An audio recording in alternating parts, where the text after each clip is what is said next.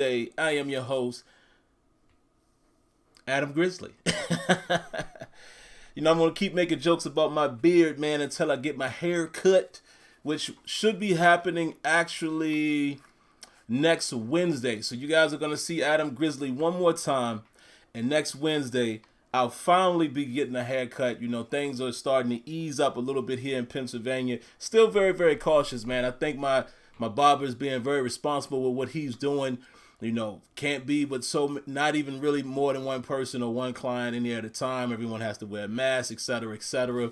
So, we'll see how that goes. But thank you guys for tuning in, man. And like I said, I didn't say, let me say this now. I apologize for my delay tonight. Had a little bit of a snafu, if you will, man. For whatever reason, my camera, and in a way for anybody who streams and uses streaming software, broadcast software, my scenes were all out of whack. The camera, I had to reformat the way the camera looks in the box. It just, weird stuff was happening. I don't know what was going on. But, things like that happen. So, apologize for that. I was ready to go even 10 minutes early, and it took me about that long to get everything back to normal. And here we are. So, I apologize for that. Hopefully, you guys are able to hear me with the audio. Got the mic on. Looks like it's running. And let me just say this as well. I don't know if Blog Talk Radio is going to participate with us tonight. I do see we have a call in the queue. Area code 203. He just disappeared. But whoever that was that called in, or if anyone else intends on calling in, please let me know if you're able to hear me in the phone. So if you are able to hear me in the phone, we know that I can communicate with you one-to-one. All right? But other than that, man, let's go ahead and get it started, man. Let me talk to you guys who came in here early. I want to say what's up to Jason Winningham, JJ Walker, King Guru Lee, Todd Christensen, Joseph Delavecchia, Builder's Life, Steelers 72 Stanley, Luke W is in the building, User Hit Stick. He says, how we all doing it tonight? I'm doing great. Hope everybody else is doing great as well.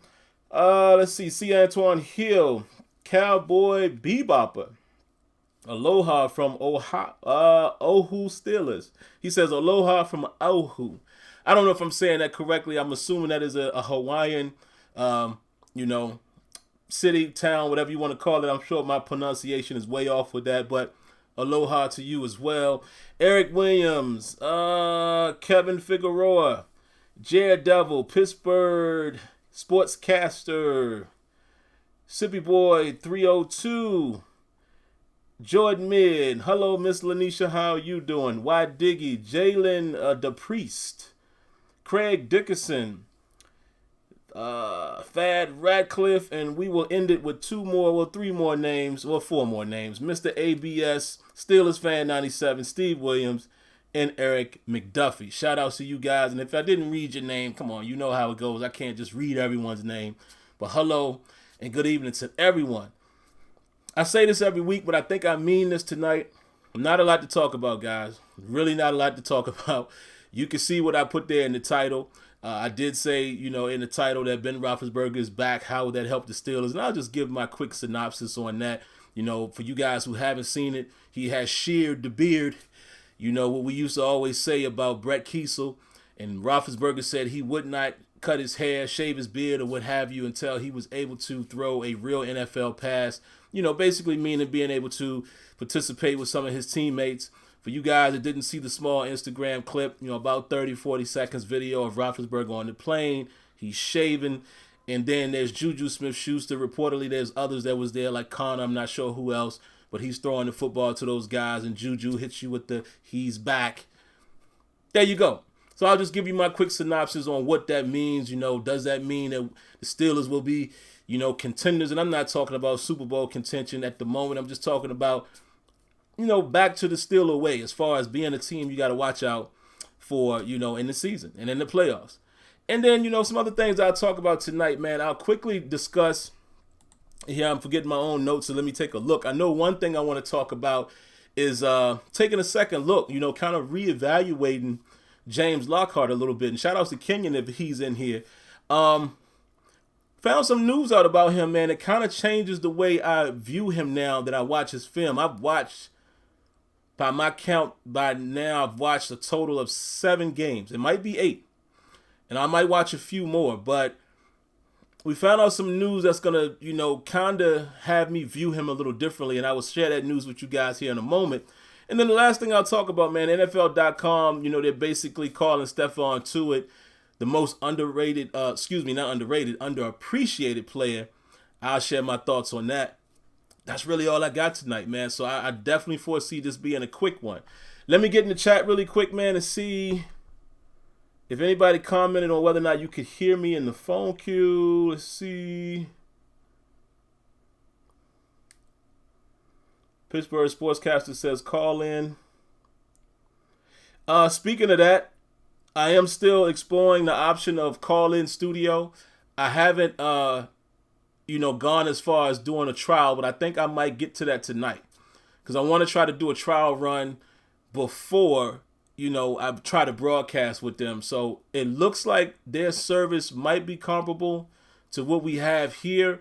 I'm not 100% sure, though, man, because it seems like what they're basically doing is just hosting your phone call. So it's all about you having to call into them to establish a line. And I'm not sure if it's as easy as it is here with Blog Talk Radio. And it's just unfortunate, man, that Blog Talk doesn't work for us. What I really would like to do, man, is try to get in contact with somebody at Blog Talk Radio outside of just email. I want to voice my concerns and my frustration to somebody, and I just can't seem, they don't offer a phone number. But I'm going to keep sending, irate emails until I can get somebody and explain to them, look, this is unacceptable. At this point, I'm asking for money back. At this point, I'm looking for somebody else to provide my services because you guys are not cutting it. But it works exactly the way I want it to work when it works. And that's what's so frustrating about it, man. This is the primary, preferred, premier service that I'm looking to have is in terms of phone call regulation. And they don't seem to come through with us the way they need to. So we'll just have to double check that, man. That's about it, guys. Let me see. Where do we want to begin? I guess we could talk a little bit about... I guess we talk James Lockhart first. I guess we could talk a little bit about James Lockhart. Let's go ahead and talk about him. Here's an interesting thing that I found out. Okay, Jason says the queue is working. Great. So we got phone calls. So we'll be taking phone calls tonight. There's 3 guys in the queue. And see, this is what I'm saying. When it works, it works. And it works perfectly. So let me say my point about James Lockhart, and then I'll take the calls. So Kenyon noticed on Steelers.com, the Steelers have him listed as an outside linebacker. Very interesting. Very, very, very, very interesting. Oh, wait a minute, guys. I forgot. I almost forgot. Kenyon. Well, I did forget. Man, Kenyon, Tony, I totally forgot that we were supposed to do the last dance still table tonight. And shout outs to C. Antoine Hill, man, for reminding me, and shout outs to you as well as my boy Antoine for the donation. I'm not sure if the donation thing is ringing for you guys. Usually it's supposed to ring. Doesn't look like it is. It doesn't look like the alert box is going off the way it's supposed to. So shout outs to you guys, man, for that donation. But man, I completely forgot. Totally slipped my mind that we were supposed to do that tonight. We will definitely do that next week. Because right now, the show has already started. I don't want to, y'all know how that is. We'll definitely get to that next week. No question. We'll definitely get to that. But I definitely want to talk about The Last Dance. For you guys that don't know, for anyone who's under the rock, the Jordan documentary, we saw the full documentary. It ended this past Sunday. So we want to share our thoughts about that. And man, Kenyon, man, how could I forget? And we talked about it 100 times. Look, he said he forgot too. Wow. My bad, folks. My bad. But we will get into that. We'll definitely do that. Maybe we'll see if we can find, another night this week, perhaps, that we can do it. Maybe over the weekend or something like that. We'll see. But if it doesn't happen early, we'll go ahead and plan for it to happen next Tuesday. And if it does happen early, for you guys that maybe aren't able to tune in, or if you miss it, we'll tell you about it on Tuesday that, oh, go watch this, etc., etc. But we'll make it happen. Back to James Lockhart, and I was giving Kenyon props, man, because Kenyon pointed out to me that they have him listed as an outside linebacker. That is interesting, okay? When I was evaluating him, and I know some people are going to say, why should it matter? It does matter. I was looking at this guy as a defensive end, right? You look at Baylor, and you look at the type of defense they run, a lot of hybrid stuff going on there. I was telling Kenyon what it looked like to me, for the most part, they stay in a three lineman type of situation. And what it looks like to me, mostly what they were running, looks more like a 3-3-5, right? It looks like they run that quite a bit, because there's times that they have, 3 guys on the line, 3 guys behind them that don't look like linebackers, right? So not even 3-3-5, excuse me. 3-2-6. That's what I told Kenyon. It looks like those dudes are running a 3-2-6. And it looks like they're using more of a DB type of guy, in that backer role. You know what I mean? Not really a traditional linebacker. I think a couple of those guys are, but sometimes it looks like it's more of a DB in that spot. But it looks like to me they were running 3-2-6 quite often. And then sometimes it did look like they ran a 3-3-5. Then it looked like times that they would run what would appear to be a 3-3-5 or a 3-2-6 rather, and they'd have those 2 guys mugging the line. So it'll basically be 5 guys on the line. You don't know who's coming. And then they would have 6 guys in coverage. So again, I'm looking at him more like a DN.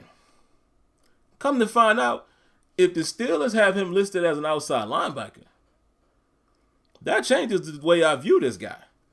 Remember what I said. Y'all remember what I said, what I didn't like about him. He's going to have to get stronger at the point of attack against the run.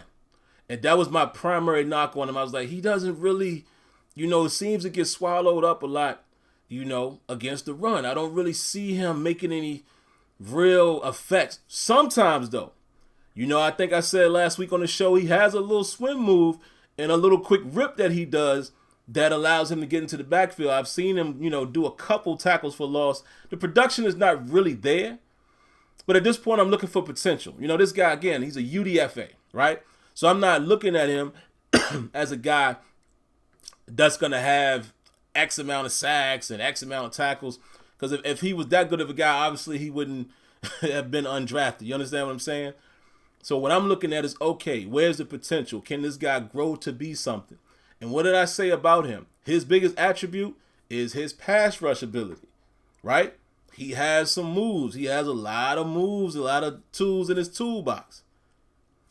Again, numbers aren't there, but he flashes at times. You see where he could possibly be an asset if he develops as a pass rusher.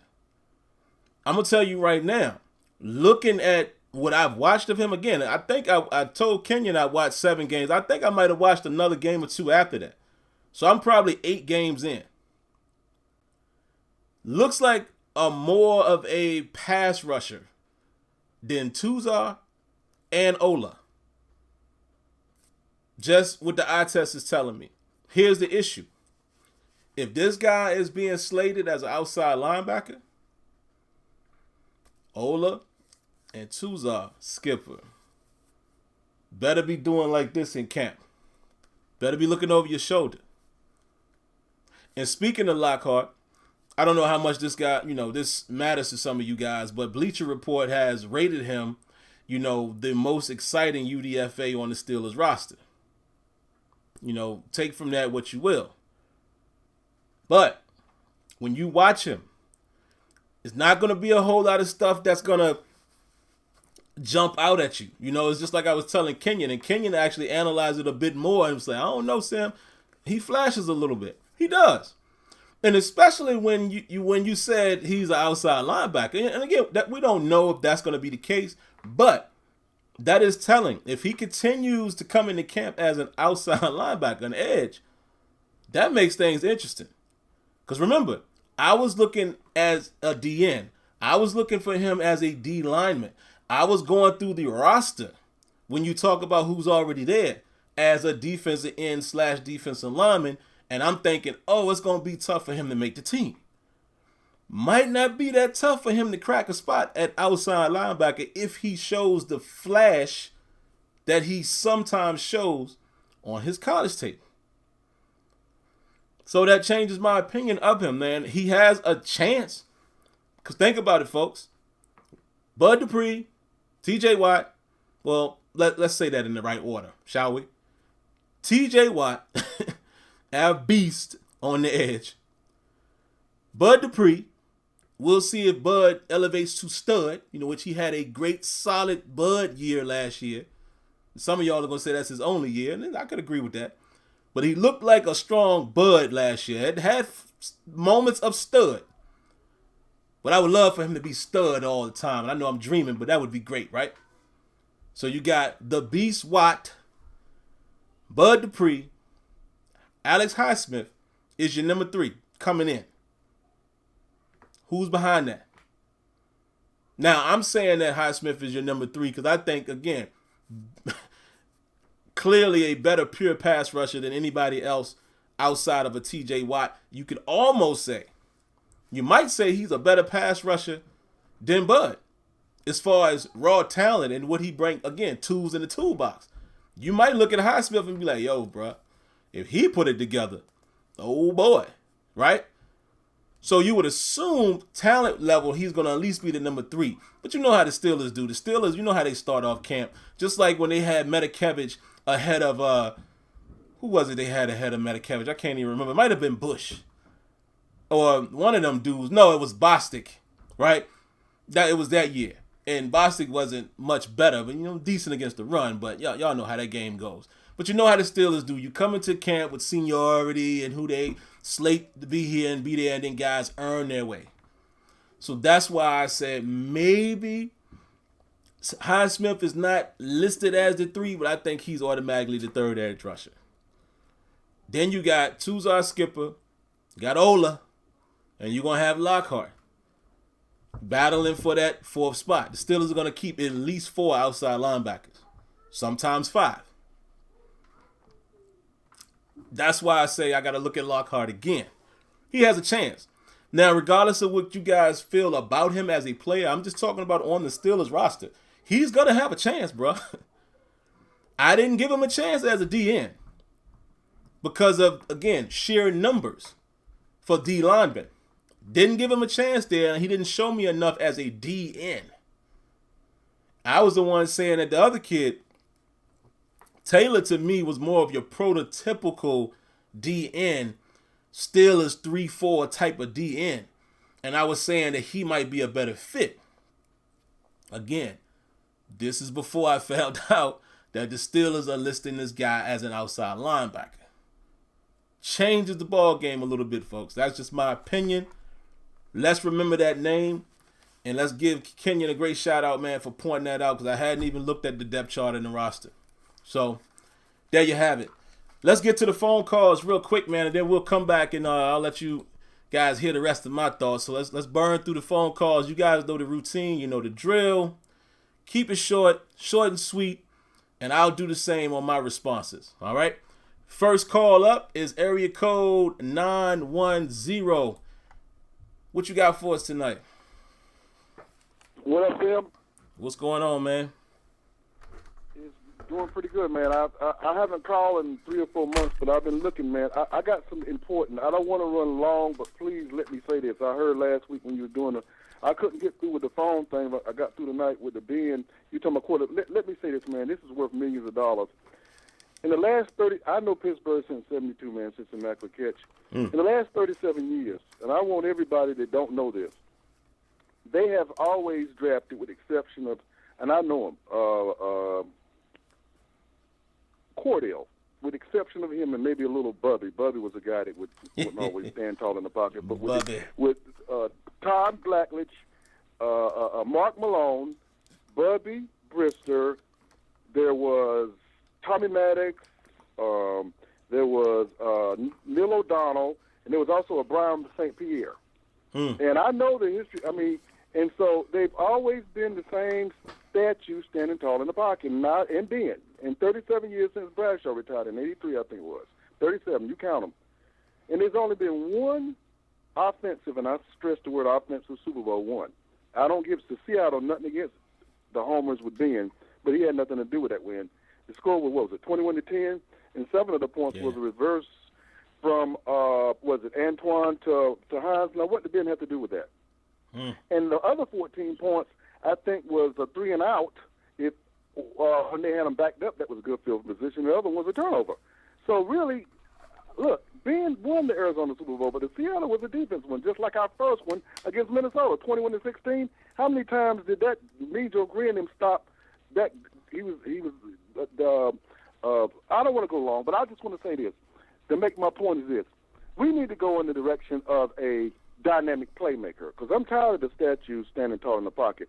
Now, a lot of people won't even do this for their own life, and I'm going to say this and end it. It's 37 times. If you was going on a plane ride and for 37 times you heard the pilot, 36 of the times crashed and burned. He only had one successful try. They wouldn't do it if they know they was going to have a heart surgery. And the heart surgeon, out of 30-some times, 36 of them failed, and he only had one success. Would you have that heart surgery? That's what his 37 years has brought from the statue standing tall in the pocket. And I'm ready for me a Patrick. Oh, here's a name as I end it. I've seen this guy on video, and he didn't get drafted. I don't even know if somebody's picked him up. I emailed Tomlin and Covert's office before the Super Bowl. I saw him. His name is Justin McMillan. He's a quarterback at Tulane. He's left-handed. Anything that Justin can do, anything that Patrick can do, this guy can do. I'm not saying he's Patrick Mahomes, but I'm saying I don't think there's much. This guy's mobile, big left arm, accurate. Look at his video when this is over. Justin McMillan is his name. And I said, cut duck, and bring him in, and him and Paxton. And then when Ben leaves, I think that Paxton and him ought to go for who's going to start. I think this guy, I'm a fan. I want the welfare for the team. I wouldn't suggest anything to hurt Pittsburgh. This guy can do it. He's mobile. I got to go see him. Justin McMillan, look at this. I'm tired of those statues in the pocket, standing tall in the pocket. I want a dynamic playmaker, man. Have a good one, Sam, man. Justin McMillan is his name, quarterback for Tulane. You tell me if the offense has changed. And that's another thing about Anthony McFarland. He's dynamic if they use him right, not off tackle. They need to spread it out, spread the formation out, and use him like that. Don't use him off tackle. Spread it out like 5 wide, 8 yards apart. Speed in space is what kills. It's not just speed alone. Put it in space. That's how you kill it with Anthony McFarland. You may get him hurt off tackle. You might 240-pound linebacker lay him out. Put him in space and let's see him deal with Anthony. I got to go, Sam. I got to go, man. Justin McMillan, look at it. And next week, comment on Justin McMillan in a mobile-friendly offense. Okay? Imagine. Man. My bad. I didn't mean to cut you off there. I thought you was done there. My bad on that. Apologize for that. But my man said Justin McMillan, so I want all of us to take a look at him. I wrote the name down. I did look at Trey Lance, guys. I did. I'm just not going to go into that on this show. I'm going to save it because I got to really, really sit with it and give my full analogy.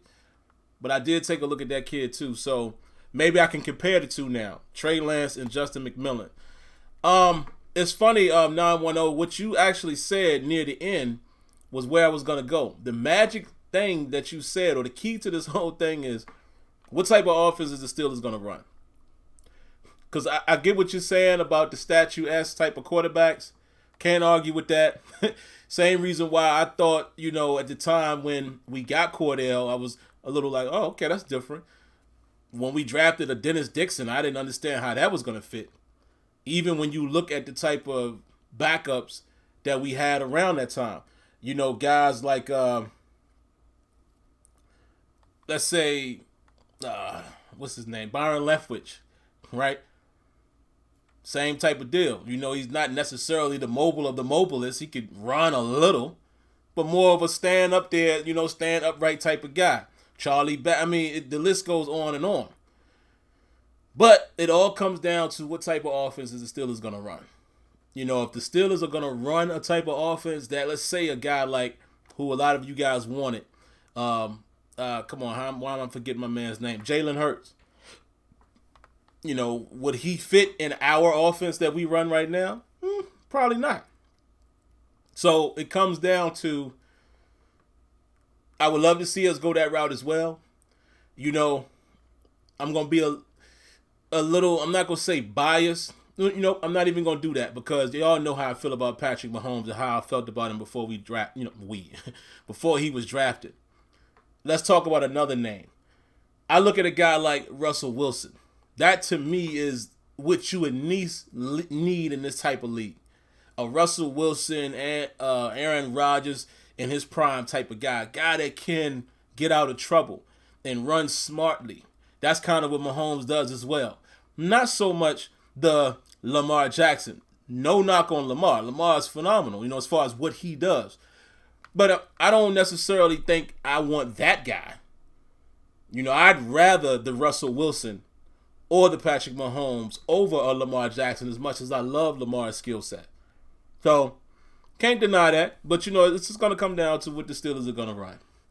You know, and once we get maybe, you know, Matt Canada would be the type of guy that, you know, eventually takes the reins and we'll see. But I fully agree with you on that. All right, so let's go to the next one. And again, guys, keep it short, man. That was a little too long, 910, but we'll let you fly with that one. And I'm going to keep it short as well with my responses. So next up, area code 803. What you got for us tonight? Hey, brother, how you doing? You Good, were man. talking about Stephon Tuitt just not being appreciated. He is very appreciated type of athlete, but between him and Cam Hayward, I'm glad that this year we have the necessary depth behind them because Stephon Tuitt's got to be about the oldest. I don't know how old he is, 29 or 30 now, but he's had a lot of he's had a lot of injuries. I have to agree with the young man before me. I would love to see Cordell Stewart had he stayed in his slash role, opening up the offense. Yeah. You know, we put a lot of, and also, you know, she was talking about the running backs like McFarland. We put a lot of resources in Dree Archer and Chris Rainey, but, you know, they weren't off-tackle running backs. And until Big Ben retires, you won't see that type of offense in Pittsburgh. Yeah. Thank you so much. Man, thank you as well, man. Great call right there. A good brother. I believe that's Jason Winningham there. Appreciate you. Good job on the time as well, man. Setting the tone there. Yeah, you know, and like I said, I agree with 910. I would love to see a different era.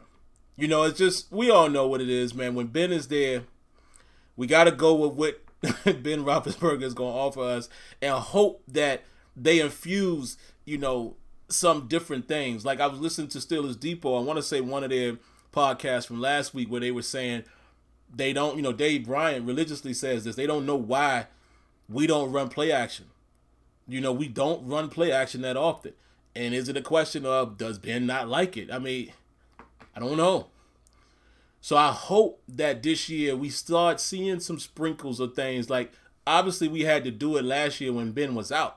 But I hope Ben Roethlisberger is open to, you know, allowing some of these new elements to, you know, to trickle in. When having a guy like McFarland that would be able to do some things for you that maybe none of the other running backs could do.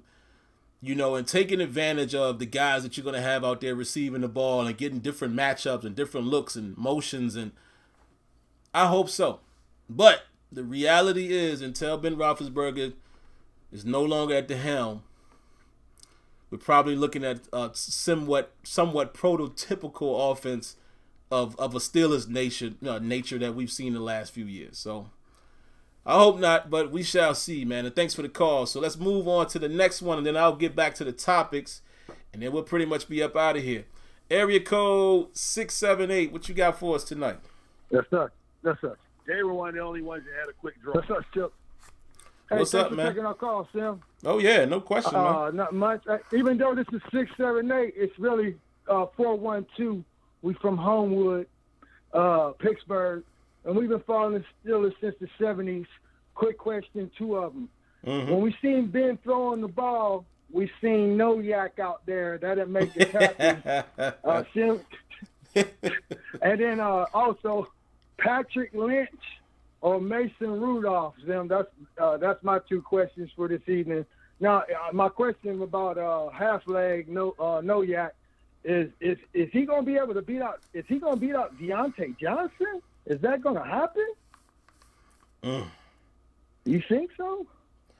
Man, I would say no. I will explain it, once I give my thoughts on it. But no, I don't think Deontay is in trouble with no rack.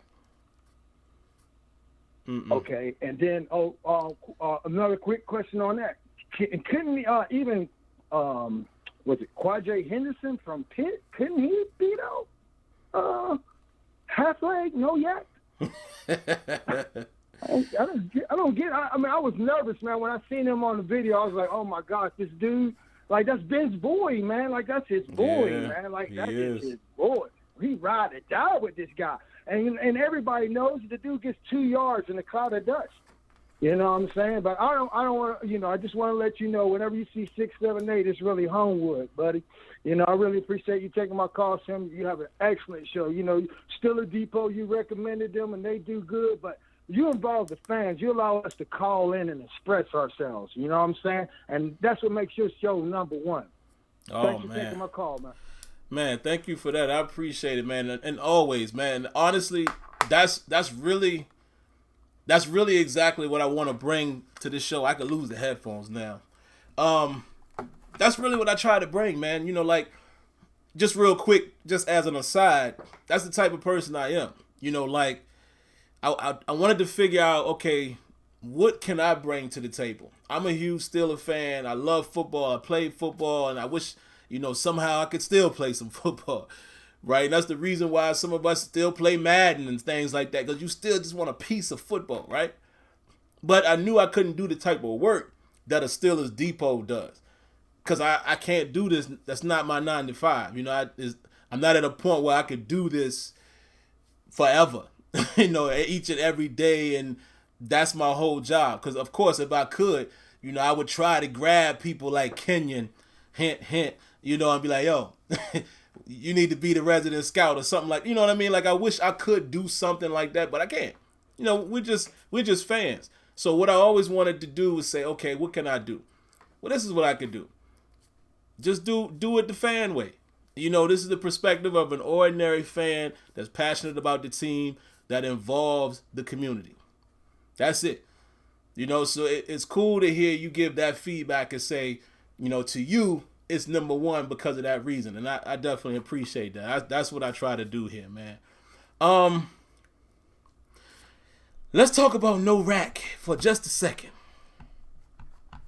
I saw him. I just didn't mention him. I saw him. I didn't want to mention him. I didn't want us to have a gloomy night with the thought of no rack. Here's the reality, though, man. Once again, Kenyon brought us back to reality. I want to say last week when he said, listen, man, no rack probably going to make the squad. And if you think about it, this is what you got to look at, guys, for those that, that don't necessarily do this. And again, this is not an indictment. Let me be clear. Most people, you just watch football, right? You're just a fan. You don't really pay attention to the positions as far as the intricacies. You don't really pay attention to the difference between a right tackle and a left tackle, and a left guard and a right guard, and a traditional nose tackle and just a defensive tackle. Like, most people don't pay attention to that. So what I'm about to say is not an indictment. This is just an education piece for some that don't know. No rack and Deontay Johnson ain't no competition at all with each other. They're both receivers, but Deontay is an X, more so than anything else. Now, could he play in the slot? Perhaps. But look where we had him. Look where we basically groomed him. Look whose spot he took last year when said person wasn't doing right. Moncrief. Moncrief was playing the X for us. It was supposed to be Moncrief, Juju, and James Washington whenever we went 11 personnel, with 3 receivers. And most of the time, what you probably thought was supposed to happen, especially with him being a vet, if we had only 2 receivers out, like a 2-receiver set, it should have been Moncrief and Juju. And look what happened. Moncrief stunk it up, and look who takes his spot on the outside. Not to say that Deontay can't play inside because he's shifty. He's the type of guy that probably could do both. No rack, he ain't playing on nobody's outside. He's not no outside threat whatsoever. So, Kenyon mentioned too, man, really if you're thinking about true slot, he probably the truest slot that we have, unfortunately. And my fear is that the Steelers are gonna look at that the same way. So the competition might be the 6th receiver. You know what I mean? So it might be Juju Smith-Schuster, James Washington, Deontay Johnson, obviously Chase Claypool. And 5 and 6 is up for grabs. No rat could slide in there. Now we got some other guys like the black. What's the kid's name? Blacknall or whatever like that. There's some hype around him. That dude Darbo. I mean, it's a couple other guys that's on the roster that could push. But again, when you're talking about 5 and 6 receiver, if the Steelers keep 6 like they normally do, they kept 5 last year. That spot is open. So unfortunately, a guy like No Rack has a chance to still make the team, especially since at this moment we don't know who's returning kicks. Some people are saying McFarland, but McFarland didn't necessarily do that in college, even though his coach said he could. Deontay Johnson, I hope he keeps getting the punt return duty. But let's not forget that No Rack was good at that as well in terms of security, not yardage. But what did Tomlin and them keep saying? This guy's ball security is good on special teams. So that's my fear. At the very worst, No Rat could end up being our special teams guy. And I hope not, man, because I just feel like he doesn't have anything else to offer us. I'm sorry. But Ben definitely seems to like him. Ben seemed to vouch for him. You know, yeah, so and seeing that Ben has grabbed him, and I mean, you could say it's a familiarity thing. You know, maybe he's not going to grab all the receivers, and we don't know who else was there. But yeah, seeing No Rack right there did not make me feel warm and fuzzy. I'm gonna tell you right now. But let me get to Stephon Tuitt real quick, man, and then I'll get to the, answer my own question, if you will, about Ben Roethlisberger, and then we'll get out of here. Yes, I agree. He might be the most underappreciated player in terms of league-wide. I don't know if people really talk about Stephon Tuitt like that. And I think last year he was starting to show us what he really could be. And by the way, I looked up his birthday for whoever was asking. He's 26 right now. He'll actually be 27 in a couple days. His birthday is listed as May 23rd. So he's about to be 27. So still not that old of a guy, and has had some injury history. That's a concern, of course, but man, if we could keep this guy healthy, if he could give us what he was showing us last year, think about it. There was a time when Stephon Tuitt was the best player on the field. Killing it. Even think about the Niner game. He was getting off. Please let him stay healthy and let our defense be any resemblance of what it was last season. Wow. With another piece up front? Come on, man. Come on, man. At this moment, how I'm feeling right now, I can't wait to see sub-package football again, especially when we got 4 on the front. When we got Tuitt and Hayward side by side and got Dupree and Watt on the outside. I can't wait to see that. When you got a Minka Fitzpatrick that's going to give you some more time back there because quarterback ain't pulling the trigger just so fast. Yeah, I can't wait to see that if my man stays healthy. So that's all I got to say on that. I do think he is definitely underappreciated, man. I don't hear people talk about him not underappreciated by the Steelers, but I don't really hear people talking about Stephon Tuitt outside of us Steelers fans. And that could just be, the circles that I'm around and just the things that I see. Let's talk Ben Roethlisberger really quick, man.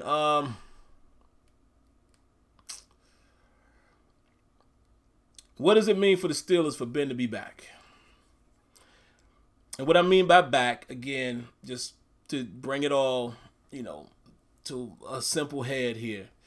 Ben said he was not going to throw a football again until he was able to throw to an NFL or throw an NFL-type pass, meaning an NFL player, et cetera, being back with his guys again. We all saw the video. Maybe some of you guys didn't, but it's a video on Instagram showing Ben Roethlisberger. First, he's on a PJ, talking, and then they pan to the field, and you see him throwing the ball, and you see Juju and a couple other guys in no rack, and Juju saying he's back. What does it mean for the Steelers?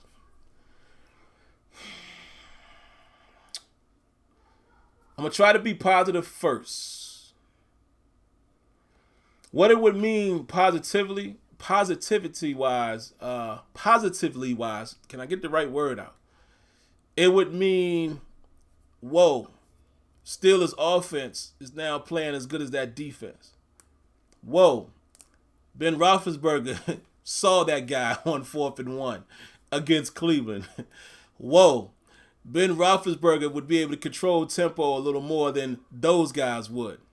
Whoa, the running game has returned all of a sudden because Ben Roethlisberger is, even though we don't do this as much, but Roethlisberger is now out there running no huddle, putting his guys in right situations, audible into a run when he notices things are coming, et cetera, being his veteran self.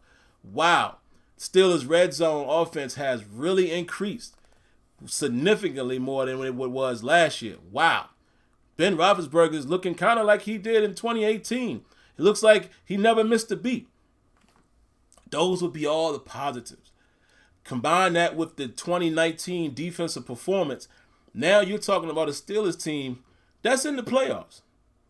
I'm not going to go as far as say win the division because I'm going to give some respect to the Ravens. Come on, folks. We have to do that. We have to acknowledge that the Ravens right now are looking very potent offensively and defensively. We can't deny that. As much as they are our division rival and as much as some of us want to call them rat birds and whatever else you want to say, you got to be honest and open. Be fair. They're the team right now, right? We don't know what we're going to be. But if those two things marry, a 2018 Ben Roethlisberger with a 2019 Steelers defense, looking good. Here's the negative. Man, I sure wish Ben would have just checked it down right there instead of going deep on 3rd and 1. I understand what he was trying to do there, but I wish he would have hit so-and-so right there. Just move the chains. Man, I sure wish we wouldn't do so much empty set and spread everybody out. Kind of tips our hand a little bit. It's a good idea, but, man, it's so vanilla. The good teams, the good man coverage guys, they might be able to throw some stuff at us. I sure wish we wouldn't do that so often. Man, I wish we would run play action a little more. Man, I sure wish we would run a little more motion on offense. Man, I wish we would run a few more 2-back sets. Not throwing that on Ben Roethlisberger, but y'all get the gist of it here. We might get the same old Ben Roethlisberger offense that we once complained about, right? Yes, Ben Roethlisberger had a phenomenal season in 2018. Yes, he did have 16 interceptions, which I did not like. That guy could show back up, right? So what I'm saying is you would expect that Roethlisberger would take the Steelers over that plateau clearly better than what it was last year. But we don't know, right? We could be still complaining about certain things. Man, if Ben would have just did this. Man, if we would have just not been so conventional there. Man, if we would have just not been so predictable. So I'm just forewarning everyone, that could be what we experience, man. The normal Ben Roethlisberger-led offense. You would hope that it's more of the successful Ben Roethlisberger offense. That's all you can hope for. You can hope for it being the 5,000 yard passing. And what did he have that year? 35 touchdowns, something like that. You take the good with the bad. 16 picks, but 5,000 yards and 30 plus touchdowns. Even though we still ended up 9-6-1. You would think with last year's defense, you probably could say, let's be modest. Let's be modest. Last year's defense, a 2018, a pure replica of that. Let's say 2020 is exactly what 2018 was. Throws the same amount of picks, same amount of touchdowns, same amount of yards. 12-4. 12-4. You can see that. Perhaps 11-5, right? Because you would think instead of 9-6-1 with that defense, you would think the Steelers win 2-3 more of those games, right? That's just being modest. So that could be good enough for us to be walking into the playoffs. Is it going to be good enough for us to have a bye? Maybe not. Is it going to be good enough for us to go to the Super Bowl and win it? Maybe not. But I'm saying I would at least like to see us get back to that. Oh, the Steelers looking good. They have potential. With this defense, with that offense, you never know. I would like to see us get back to that.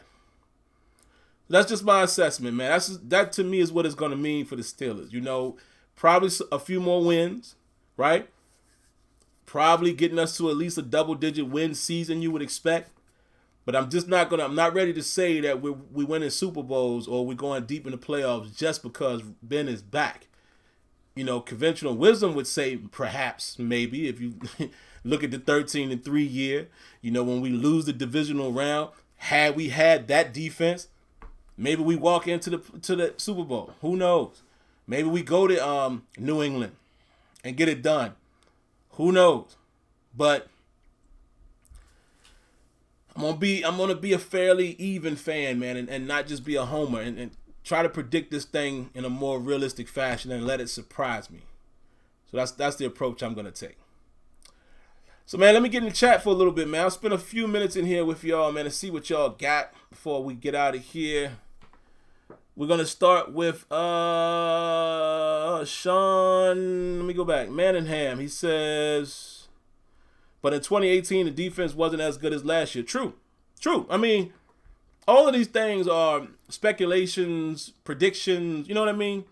You never know. Who knows? Wouldn't it be crazy? Steelers mess around and go 16-0. Who knows? Steelers mess around and go get Ben back, right? Look, picture this. It could happen. You get Ben Roethlisberger back and we go worse than last year. Steelers end up 5-11. Anything is possible. Let's see. Darren Dalton says Ben has a lot of reasons now to not throw interceptions. To be honest, yeah. Take AB out of the way. Stop forcing that ball. And maybe things change a little bit. Bill Cox 117 says Fickner's play calling. he's doing the face palm. Hopefully Canada is a big help and could sprinkle some sauce on what we're doing. I hope so as well, man, because Canada has the track record. He has the track record there. Definitely has it. So that would lead you to want to see more from him. Kenyon says, it's not to our advantage to be a one-dimensional offense. Ben throwing for 500-plus yards isn't a good look. You are absolutely correct, Kenyon. I would love to see more. I want to get to that balance, man. You know they always talked about it. You know how we always said we want to have good balance. I like to see that. Now, I would like to see this. I'm cool with a Ben Roethlisberger, right? Anywhere from 250 to 300 yards if necessary. 1 or 2 touchdowns. And we look also on the stat sheet, and we've rushed for over 100 yards as a collective. Maybe it doesn't have to be one guy, but we're rushing at least 100 per. Right? And the defense is holding teams under 20 points. That's reasonable to me. I don't need to see a Roethlisberger throwing for 500 or even reaching a 5,000-yard season. I'm cool with just that intermediate managed game, make plays when you need to. I'm cool with that. You know, I'm cool with Ben, you know, the numbers being something like 24 for 29, 260, 2 touchdowns. Something, you know, Not 50 times per game, not 40 attempts. Nah, I don't want to see that. Don't want to see that. Trey Briggs says, question, what makes Connor so good when healthy? There's productive running backs that only need 15 to 20 touches, and there's running backs that need 30-plus touches to be effective. In my opinion, Connor is only productive when handed the ball a lot. Honestly, Trey, that's I don't know if that's fair. The reason why I'm gonna say that might not be a fair breakdown is because of what you said in your own point. A lot of backs are different. You know, and it's not to say that Connor is outstanding when he's healthy, but regardless of how many touches he needed, we were very effective with Connor.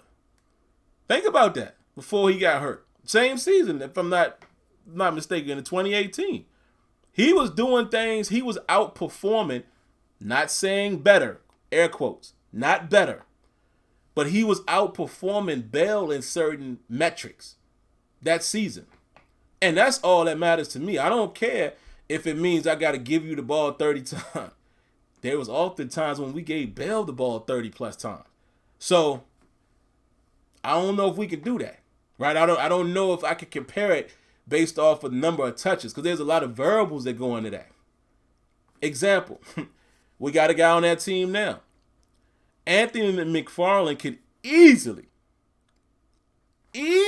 have a day where we looking at the stat sheet and it says 10 carries for 122 yards.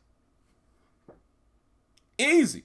Why? Because you can hand him the ball and he might hit you for 50, hit you for 30 here, hit you for 20 there, lose 2, right? Come back, hit you for another 18 yards. He's that type of back. Boom, quick hit. He might run for a 60-yard touchdown.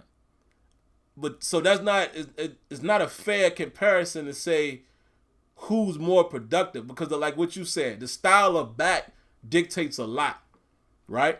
Now there's some guys that just don't get it done, and we know that. There's some guys that don't matter how many carries you give them, the little carries, you rest them, you give them too many carries, and they still ain't that productive. So I think that's how we got to look at it. But all in all, that doesn't bother me whatsoever. If we got to hand Connor the ball 25 plus times for him to have outstanding performances, it is not going to make me shed any tears or feel bad at all, because it could have been a guy that we only had to give the ball 15 times, if that makes sense. Just my opinion. Let's see. What else y'all got, man? Victor Johnson says, Ben has a nice arsenal of weapons this season. He does. Especially if things pan out the way we think it will. Excuse me. The Pokemon says, I think we'll do fine with Ben back to winning as usual. Just think we are paranoid seeing what Steelers football was like without Ben at quarterback. Yeah, man. Hey, can't agree with you more with that. You know, I think we'll be all right as well. But, you know, it's still going to come down to what Ben Roethlisberger we have and how everything meshes with the new guys. And, again, we haven't seen Ben Roethlisberger, quote unquote, without Antonio Brown in the whole season. That could be very good for us, could be bad for us. We shall see. But the onus in the big light is definitely going to be shining on Juju Smith-Schuster this season. Absolutely. Jesse George says, I would keep Connor's runs at about 20 a game and split the rest with McFarland and Benny. But they won't. Tomlin will run Connor till he gets injured, then Benny, then whoever. They like running the wheels off. And I can't tell from your comment there, man, if you feel like that's good or bad. I will say this, though. Excuse me. If it works, man. You know, if it works, do what you got to do. You know, we could criticize Tomlin, we could criticize Fichtner and whoever else, but if the plan works, you know what I mean? I mean, again, think about Bell. Think about some of them games. Think about the game against Tennessee some years ago when he rushed for 200. We kept feeding him and feeding. I mean, I get your point, but like I said, I don't know if you mean that as a negative, you know, slight, or I don't know. I'm just saying I get it. You know, it's easy to say maybe you shouldn't run this guy so much, but if it works, you know, if we're winning, it's hard to argue. But I do understand your point. It would be better to spell guys here and there, but if it's working, you know, that's kind of that's a tough situation right there. Let's see. Couple more, man, and I'm gonna be out of here. King Guru says, think Ben without Brown, without Payne in a long time. Yeah. Says he might be out there slinging that thing. That's what you hope. That's what you hope. And you hope for sure that he's not forcing the ball to anybody. Depressed Steelers fan. He's a depressed Steelers fan says, Claypool and Juju, 2 dynamic duos. Watch. Could be. I'm still high on Juju, man. You know, I'm going to let Juju prove to me that he's not good. If y'all understand what I'm saying. Me, I still think he's a good receiver. You know? Still think Juju's good, man. That's just me. I know some people have given up on him, but I think Juju still got what it takes. We'll see if he's a legit number 1 or not. You know, you got your quarterback now. You know, instead of you pointing saying he's back, was that also a double meaning? Saying maybe you're back now? That you got your guy? You got to show us this year. Y Diggy says, I'm just not sure if Connor can handle a workload of 25 plus touches a game for a full 16-game season. I hope I'm wrong, though. Well, you know what? And that's what I will agree with what both of you guys, what most of you guys have said in terms of Connor. Even though I said sometimes if it works, it works. Nah, I don't want to see Connor running the ball that much. I'd rather keep a healthy Connor. So I would like to see his touches limited. You know, no more than 20 to 25. And that's even, you know, still getting up there. But I would like to see him spelled more. And even going past the health thing, I want to see McFarland get some touches.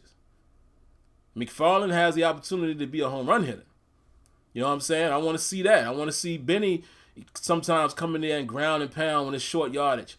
And you don't have to put that punishment all on Connor. So I definitely hope that that's the plan, you know, that you're going to do more run by committee when you need to do run by committee. So can't deny that. We're at about 57 minutes and 30-something seconds. I want to end at an hour, so I'm definitely going to, you know, try to get through this. Let me get 2 more or so comments, and then we'll get up out of here. Luis D says, I haven't given up on Juju, but he does have to prove this upcoming season. Well said. Exactly what I just said, too. Got to prove it to us, man. Even though I haven't given up on him, and I like him as a player, I like what he brings to the table, NFL is a what have you done for me lately type of thing. You know, you got to show me. I always love you, you know, for what you did if you don't turn out to be what we think. But you got to show us, bro. You have got to show us. Let me get one more in, man. Let me read somebody that I haven't read tonight. Let me see.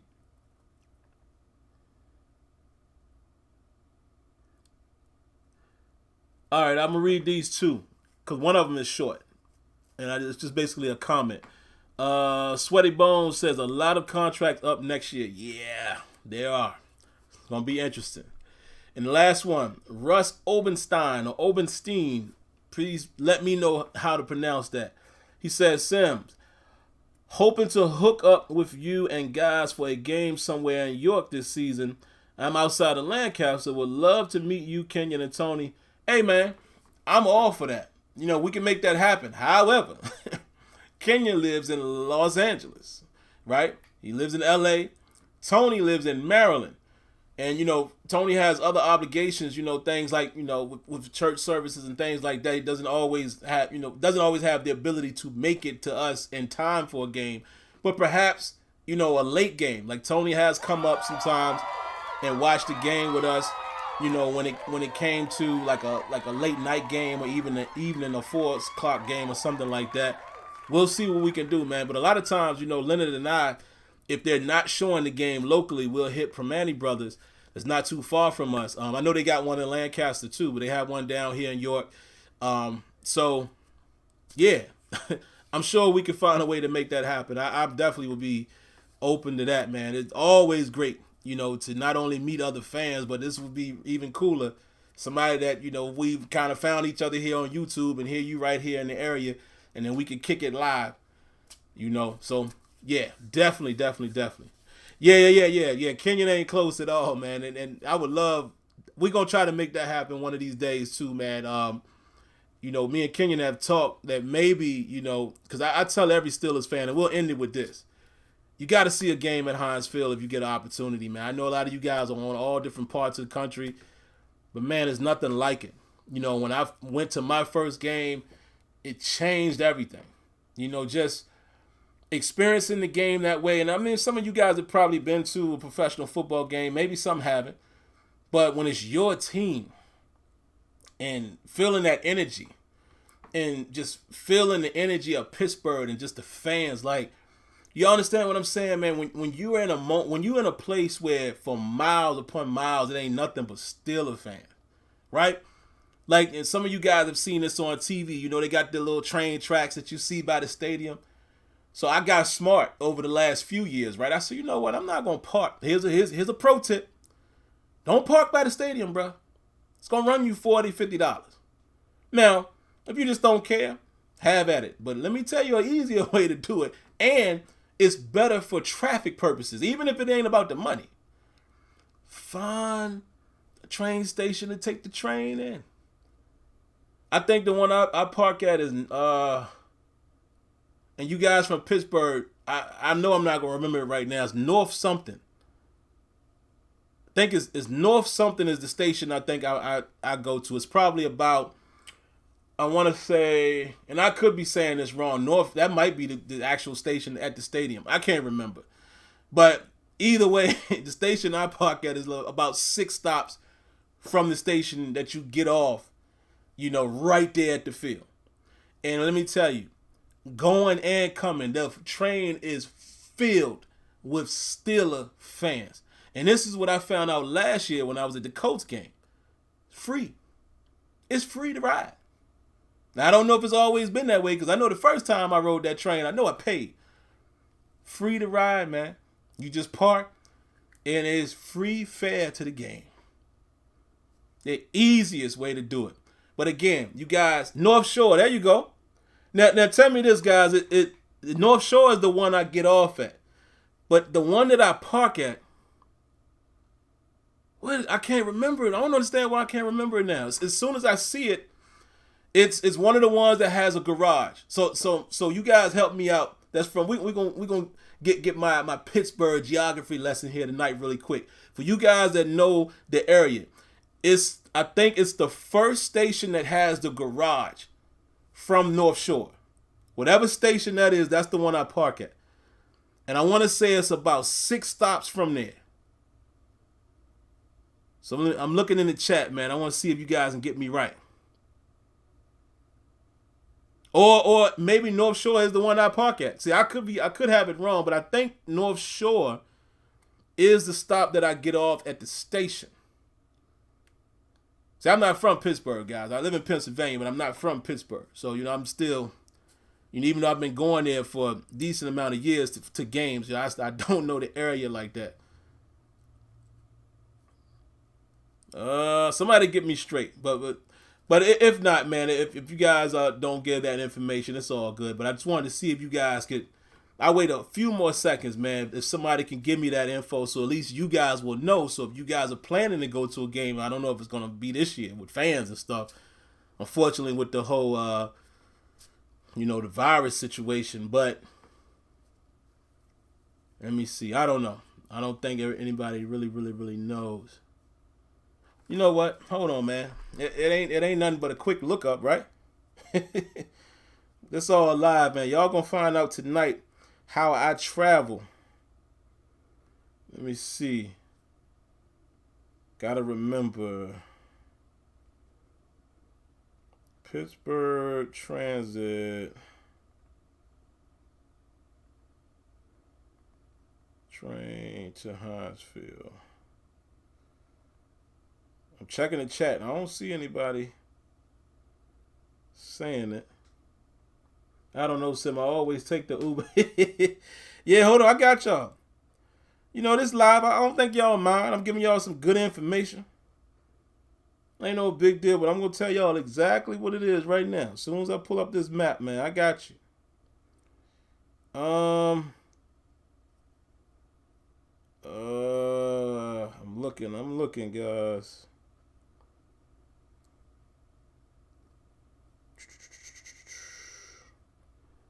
Give me a second. I'm going to figure it out.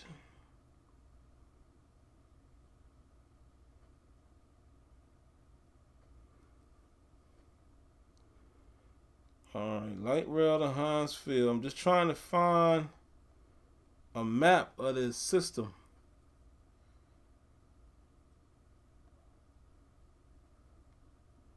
See if any of you guys say it.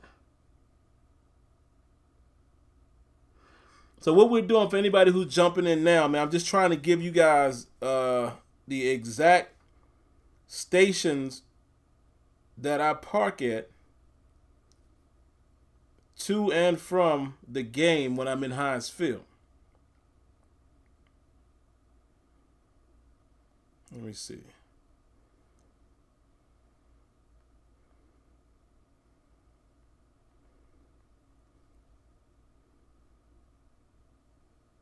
Let me see, man.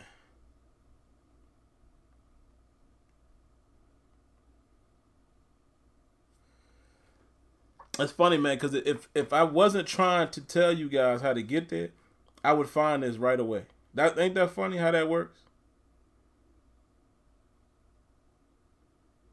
Now I can't find the map. I can't even remember the name of their transit system. Hold on. Let's try another search. If I don't find it this time, man, I'll have it for y'all next time. But I just want to see y'all go through my process here in real time. He'll ask Dave from BT's SC. He will know. Yeah, man, I get confused too, but I'm going to find it. Hold on. Closest train stop to Hinesfield. If I search it that way, I think I'll be able to find a map of the whole thing.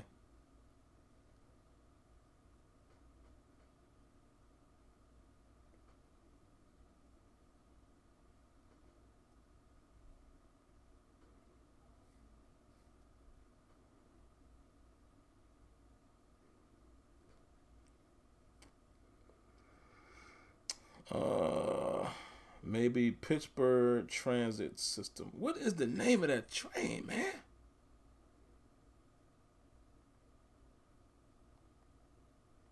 I know y'all enjoying this. Y'all enjoying me struggling trying to find it. No, not Port Authority. It ain't Port Authority, but you saying it's called Port Authority. All right. Hold on. Port Authority map. Port Authority. Pittsburgh, PA. Okay.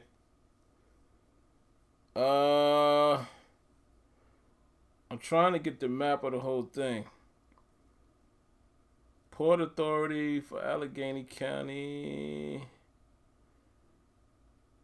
Light rail.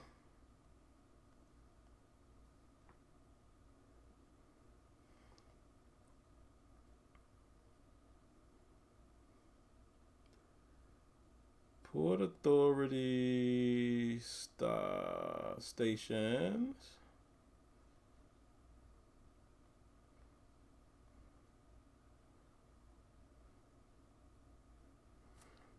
All right, I think we're getting somewhere. First Avenue. That's it. I found it. First Avenue. So I take First Avenue. Here we go. I'm looking at it right now. So I take, here go the stops. Yep, to North Shore, to the north side. First Avenue. That's where I park. So for you guys that want to know, I park at First Avenue, the garage, get on the train, and take that to north side. And you could get off at the Allegheny stop too, but The north side station is the one that I take. And I walk right into Huntsville. And the north side station, man, is right there by the field. Let me see if I can show that to you guys in the I don't know if y'all will be able to see it here. If I put it up to the camera, probably not. But it's right there by Heinz Field, man. Y'all probably can't see it. Yeah, y'all can't see it. But that little dot in Heinz Field is like right there. But there you go. So now y'all know. If you go to Pittsburgh and if you're in driving distance, drive on up to First Avenue. Park your ride. It's very cheap. Hop the train and take that thing to North Side. And you at Heinz Field, baby. So that's how you do it. But all right, man, let me get out of here. I spent too much time. Y'all said the beard looking crazy. Yeah, man, it is, man. Look, what y'all want me to do? Y'all want me to put myself at risk?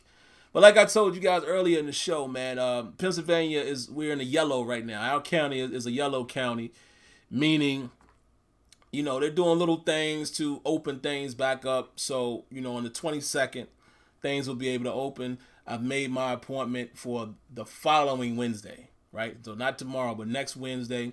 And my barber sent out this big, long, like his rules are going to be very effective. There's a lower level that you have to wait. If you're not getting your hair cut, you have to wear a mask. He's wearing a mask. I mean, it's practicing social distancing, obviously, if he's cutting your hair, but you both have on masks. He's taking temperatures, everything.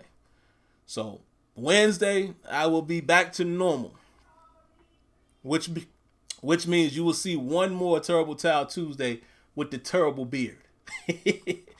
But all right, man, I'm going to get up out of here, man. Love you guys. Appreciate y'all coming through. I don't know what else to say other than thank you all again for coming, man.